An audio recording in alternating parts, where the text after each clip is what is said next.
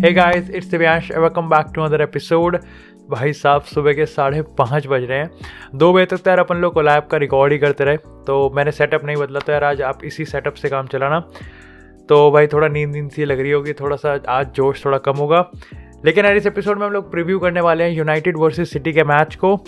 अब देखो यार, मैंने काफ़ी कोलैब्स में अपने दोस्तों के साथ काफ़ी सारी बात की है, लेकिन इस एपिसोड में हम लोग उन पॉइंट्स पे बात करेंगे जो कि कहीं ना कहीं मैं यहाँ पे एक्सप्रेस नहीं कर पाया, या फिर मेरे को वो पॉइंट कोलैब्स में पैनल में उठता हुआ नहीं दिखा। एंड डेफिनेटली यार इस एपिसोड को मैं थोड़ा सा अलग बनाना चाहता। नहीं, बात हम यूनाइटेड वर्सेस सिटी के मैच की बात करेंगे। ऐसा नहीं है कि ससुराल सिमर की हम बात करने वाले हैं। लेकिन पिछले 1 घंटे से मैं लगातार आपके कमेंट्स पढ़ रहा था, जो आपने एक तरीके से यूनाइटेड के रेफरेंस में या फिर सिटी के रेफरेंस में आपने इनडायरेक्टली डायरेक्टली आपने कमेंट किए थे। सो आई विल मेक श्योर कि मैंने आपके वो सारे डाउट्स जो इस मैच के लिए होंगे, चाहे वो टेक्टिकली हो, चाहे वो सेंटिमेंटल हो, चाहे वो ओले को लेके हो, चाहे वो रोनाल्डो को लेके हो, वो मैं आपको इस एपिसोड में कहीं ना कहीं आंसर करता हुआ दिखूंगा। तो सबसे पहले यार एक इंट्रोडक्शन की बात कर लेते हैं, तो बिल्डअप की बात करते हैं। अब देखो यार, ये चीज़ मैंने बहुत ज़्यादा वोकल रहा हूँ। मैंने प्रीव्यू रिव्यू काफ़ी एपिसोड्स में मैंने इस चीज़ के रिगार्डिंग जब भी मेरे को अपॉर्चुनिटी मिली है, मैंने आपको बताया कि मेरे लिए एक मैच और भी ज़्यादा इंटेंस और भी ज़्यादा एक तरीके से मसालेदार तब हो जाता है जब उसके अराउंड जो सिचुएशन होती है, जो स्टोरी होती है, वो और भी ज़्यादा इंटरेस्टिंग होती है। अब यूनाइटेड पर देखो, मेजॉरिटी ऑफ द एपिसोड हम यूनाइटेड की ही बात करेंगे और कहीं ना कहीं उस स्टोरी पे। लेकिन सिटी की अगर स्टोरी की बात करें तो सिटी भी कहीं ना कहीं देखो प्रेशर में तो है। Of course city is one of the most interesting, one of the most inform teams in the Europe right now. But देखो प्रेशर तो है। यूरोपियन फुटबॉल की बात करें तो क्लब ब्रज के अगेंस्ट उनकी आराम से स्मूथ सेलिंग चल रही है। बट स्टिल अगर डोमेस्टिक की बात करें तो मिड वीक में वो लीग कप से बाहर हुए हैं और यहाँ पे प्रीमियर लीग में वो क्रिस्टल पैलेस से 2-0 से हारे हैं। तो डेफिनेटली जस्ट आस्क योरसेल्फ कि लास्ट टाइम हमने कब सुना था कि Manchester City back to back Premier League में 2 मैचेस हार गई हो। मतलब एक तरीके से एक तो मैनचेस्टर सिटी ऊपर से यूरोपियन कॉम्पिटिशन में जीत के आई है, प्लस प्रीमियर लीग में हार के आ रही है। लिटरली माता आ जाएगी, और वो भी यूनाइटेड डिफेंस के against. Like seriously it would be a havoc अगर सिटी अपने आप पे आ गई। लेकिन प्रेशर तो देखो यार सिटी पे है, क्योंकि इस समय अगर यूनाइटेड की बात करें तो जहाँ यूनाइटेड एक तरीके से डाउनफॉल पे जा रहा है, सिटी एक ऐसे पॉइंट पे है जहाँ पे अगर सिटी हार गई तो यूनाइटेड सिटी के बराबर आ जाएगी और कहीं ना कहीं सिटी टाइटल रेस से बाहर होता हुआ दिखेगा। क्योंकि यूनाइटेड तो अभी कहीं ना कहीं टॉप 4 में देखो, आई हेट टू से इट, बट टॉप 4 के लिए अभी देखो वो फाइट कर रही है टाइटल का। आई नो यहाँ पे अभी इनिशियल स्टेज है, बट स्टिल टाइटल का चांस इतना ज़्यादा लग नहीं रहा है। लेकिन अगर सिटी की बात करें तो लिवरपूल और चेल्सी पॉइंट्स ड्रॉप करते हुए नहीं दिख रहे हैं, और ऐसे में यही वो मैचेस होते हैं जहाँ पे आपको पॉइंट्स पिक करना पड़ता है। क्योंकि यहाँ पर पॉइंट्स पिक करना मतलब आपने यूनाइटेड को तो नीचे करा ही करा, बल्कि खुद को भी आपने ऊपर कर दिया। लेकिन इसी के साथ सबसे पहले बात करते हैं टीम न्यूज़ की। तो सिटी की बात करें तो आयोमरिक लेपोर्ते यहाँ नहीं खेलेगा, सस्पेंडेड है। फेरन टोरेस की बात करें तो ये एकमात्र ऐसा प्लेयर है सिटी के स्क्वाड में जो कि इंजर्ड है, तो ये भी प्लेयर यहाँ नहीं खेलेगा। यूनाइटेड की बात करें तो एक तो सिचुएशन इतनी माशाल्लाह, उसमें भी जो प्लेयर्स हैं वो जो स्टार्टिंग 11 के ही प्लेयर्स बाहर हुए हुए हैं इस समय। पोग्बा यहाँ पर बाहर है। अब ऑनेस्टली यार देखो, आपको एक सिचुएशन बताता हूँ कि पोग्बा अगर सस्पेंडेड ना होता, अगर पोग्बा यहाँ पर अगर सस्पेंडेड ना होता तो तब भी स्टार्टिंग 11 में इंक्लूड नहीं होता। उसके कहीं ना कहीं 2 रीज़न है।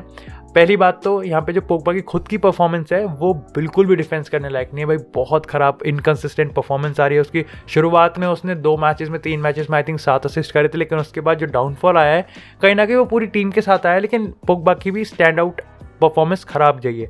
दूसरा रीज़न है कि कहीं ना कहीं ओले गुनार सोल्शायर का जो बार बार सिस्टम चेंज करना है ना, कि ये सिस्टम वो सिस्टम, ये सॉल्यूशन वो सॉल्यूशन, ये तुक्का मार देता हूँ वो तुक्का मार देता हूँ, उसमें पोग्बा की इंपॉर्टेंस है ही नहीं। अब जैसे आप लेस्टर सिटी अगेंस्ट देखो 4-2 से हार गए, उसके बाद अगला मैच में पोग्बा बाहर हो गया। उसके बाद लिवरपूल से 5-0 से हार गए, उसके बाद अगला मैच देखो पोग्बा बाहर हो गया। यानी कि जरा सा भी कुछ भी गैम्बल करना पड़ता है, जरा सा भी सेफर साइड पे पोग्बा बाहर हो जाता है। और उसका देखो यहाँ पे ओले को हम मान सकते हैं कि पोग्बा को सीडीएम पे खिलाना एक तरीके से कहीं ना कहीं हम सीडीएम के तौर पे कॉम्प्रोमाइज़ कर रहे हैं। तो आप कह सकते हो कि पोग्बा की 4 साल बाद भी हम परफेक्ट पोजीशन अभी तक नहीं जान पाए। इसी के साथ कवानी यहाँ पर इंजर्ड है, and this is seriously personal, मैं आपको ओपिनियन बता रहा हूँ। बहुत मेरे को एक तरीके से सेटबैक मिला है। बहुत सरप्राइज हूँ मैं कि कवानी इस मैच में नहीं खेलेगा, क्योंकि एक तरीके से कवानी बहुत ज़्यादा प्रेशर ले लेता है रोनाल्डो से अपने कंधे पर, और उसका जो एक तरीके से सेक्रीफाइस गेम होता है ना, वो रोनाल्डो को फ्रीडम देता है कि वो अपना बेस्ट दिखा सके। ये प्लेयर को यार मैं बहुत इंटरेस्टिंग, मैं बहुत ज़्यादा एक्सपेक्टेशन रख रहा था इस प्लेयर के साथ। इसी के साथ वरान, यार पता है वरान अगर हमारी डिफेंस में ना हो ना तो मेरे को ऐसा लगता है कि हमारा डिफेंस एक ऐसा गोलकीपर है जिसको ये कहा गया कि तू गोल बचा, लेकिन हाथ से नहीं बचाएगा, पैर से बचाएगा, हाथ का तू यूज़ नहीं कर सकता। इस तरीके का मेरे को डिफेंस लगता है राफेल वरान के। और one of the most important times में ही आई थिंक हम राफेल वरान के बिना खेल रहे हैं। लिंडलॉफ इंजर्ड था, लेकिन फॉर्चुनेटली इनफ यहाँ पर कहीं ना कहीं लिंडलॉफ यहाँ पर हमें स्टार्टिंग 11 में देखने को मिल सकता है। और इसके स्टार्टिंग 11 में आने का मतलब ये है कि देखो यहाँ पे थोड़ा सा ट्वीक हो सकता है, उस पर बात करेंगे। लेकिन उससे पहले मेरे को एक ऐसे पॉइंट पे बात करनी है जो कि कहीं ना कहीं मैं यहाँ पे शायद से एक्सप्रेस करना भूल गया, या फिर पैनल में ये आर्ग्यूमेंट्स नहीं आए जितने भी हमने पॉडकास्ट यहाँ पे कोलैब कराए।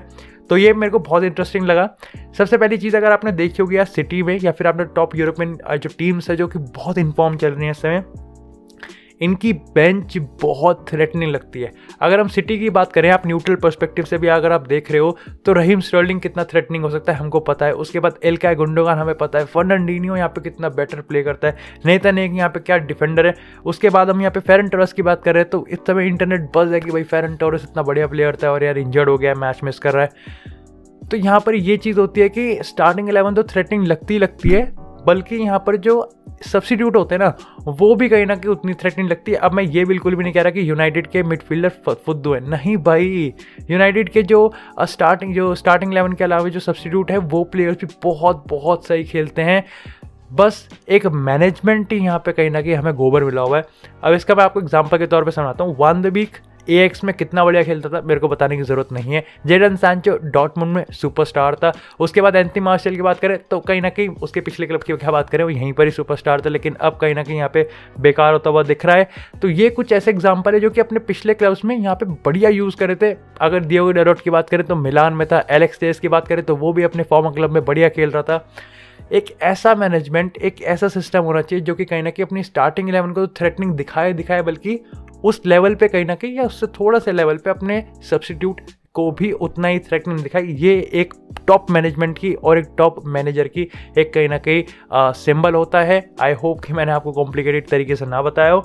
इसी के साथ बात करते हैं सबसे इंपॉर्टेंट पॉइंट की, जो कि कहीं ना कहीं लिंडलॉफ वाले पॉइंट पे मैं इसी पे इशारा कर रहा था कि क्या यूनाइटेड को बैक 4 के साथ जाना चाहिए या फिर बैक 5 के साथ जाना चाहिए।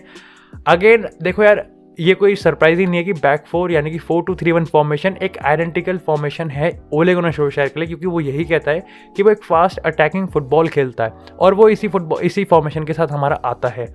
इसमें कोई डाउट नहीं है, इसमें कोई डिनाई नहीं है। लेकिन हमको ये भूलना नहीं चाहिए कि जहाँ एक तरफ हम अटैकिंग में कहीं ना कहीं इससे प्रेस करेंगे, इससे कहीं ना कहीं हम सामने वाली टीम पे प्रेशर डालेंगे, हमारे प्लेयर्स बॉक्स में जाएंगे, हम अटैक करेंगे नंबर्स। हमको ये नहीं बोलना चाहिए कि सामने कोई फुद्दू टीम नहीं बल्कि मैनचेस्टर सिटी है। और ऐसे टाइम पे अगर अपनी करंट सिनेरियो की बात करें, यहाँ पर अगर हम यूनाइटेड जिस सिचुएशन में है उसमें अगर हम सिटी के सामने ऐसे मूंछ मोड़ने जाएंगे ना तो भाई बहुत गंदी पिटाई होगी हमारी।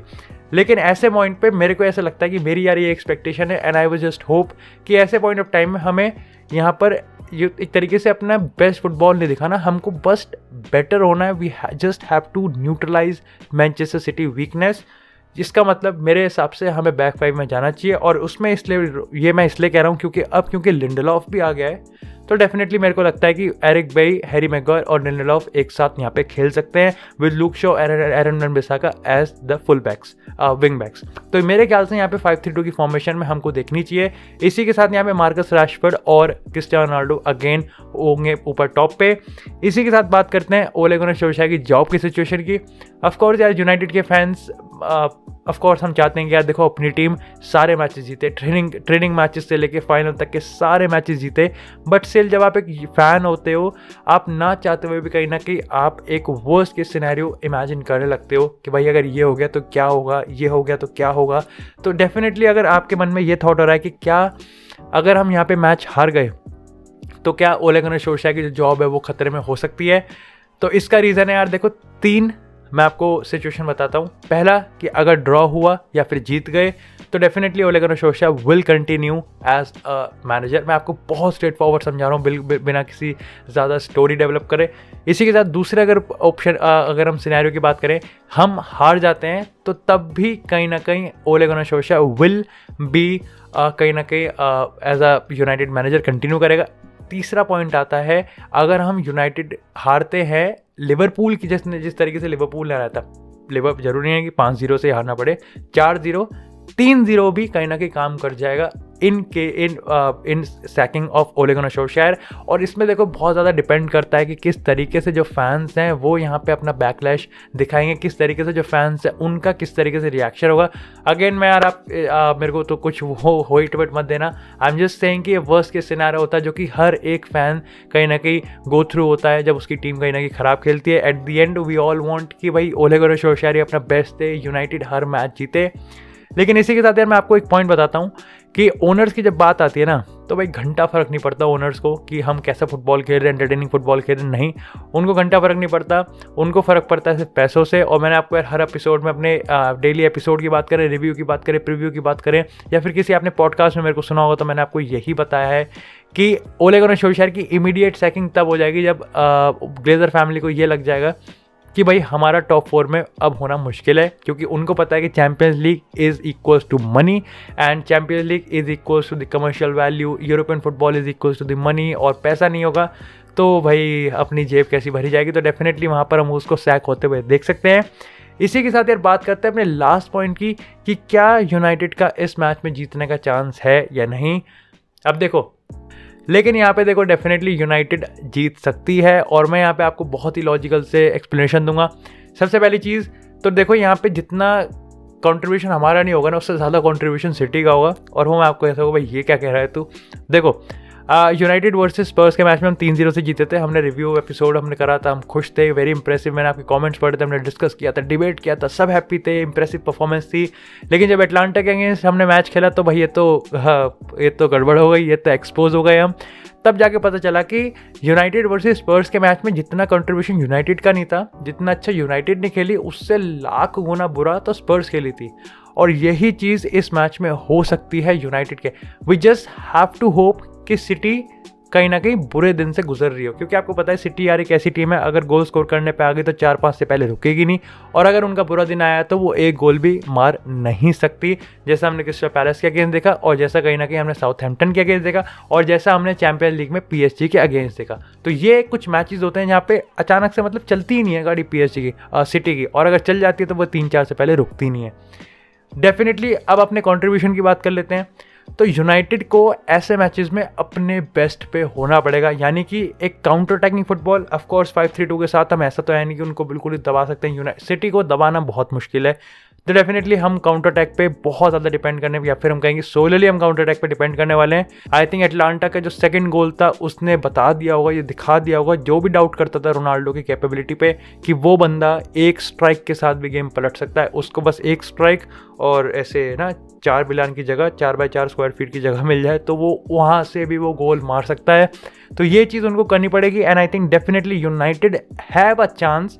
ये मैं एज अ फैन नहीं कह रहा हूँ, मैं एज अ यूनाइटेड फैन नहीं कह रहा हूँ, मैं definitely as a content creator ही कह रहा हूँ और अनबायस्ड तरीके से कह रहा हूँ कि यूनाइटेड का चांस है कि वो इस मैच को ले जाए। Just they have to be at their best when the City is not at their best. अगर प्रेडिक्शन की बात करें तो देखो, जो मैंने अपने कोलैब्स में जो मैंने अपने दोस्तों के साथ वीडियो रिकॉर्ड करी है, मैंने उसमें जो प्रेडिक्शन करी है मेरा अभी भी वही स्टैंड है कि सिटी यहाँ पे इस मैच को 3-1 से ले जाएगी। बट आई होप, यार ठंड लग रही थी इसलिए मैंने वाली टी शर्ट नहीं पहनी, मैनचेस्टर इज़ रेड वाली। आई होप कि यूनाइटेड जीत जाए।